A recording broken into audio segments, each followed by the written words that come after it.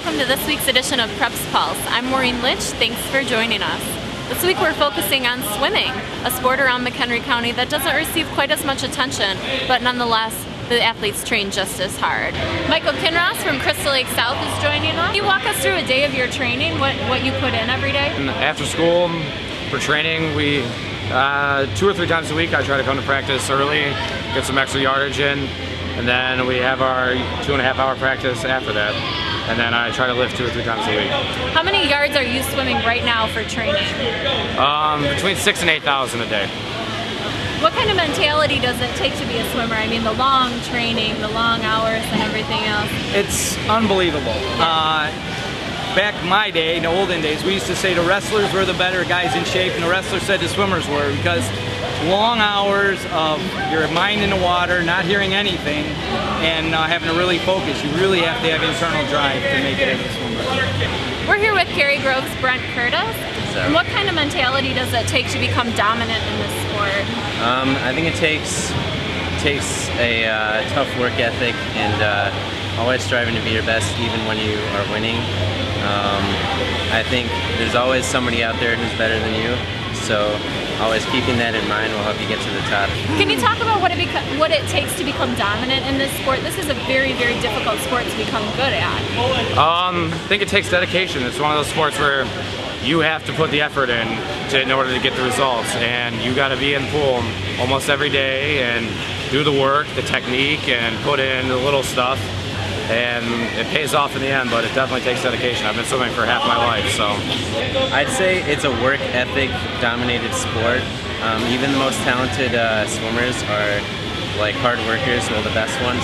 Like Michael Phelps is the most talented swimmer, but he's also the hardest worker too.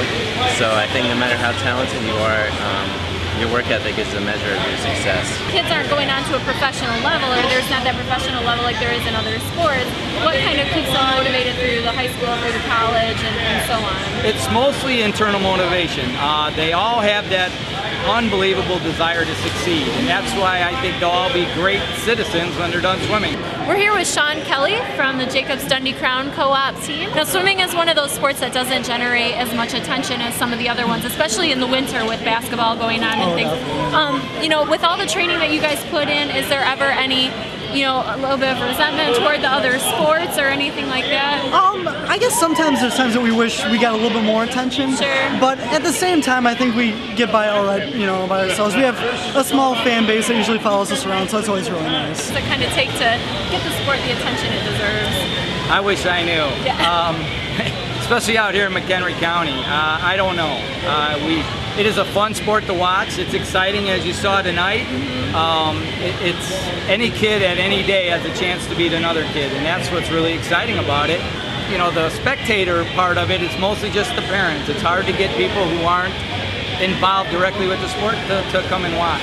4 years on varsity, what is the biggest thing that you've taken away from this experience? The biggest thing I would say, I guess, is how far I've come in the past 4 years. I started out my freshman year, and I've just been trying to improve every year and do my best to get back to where I am now, I guess. How much are you looking forward to this year's state meet, and what are your goals there?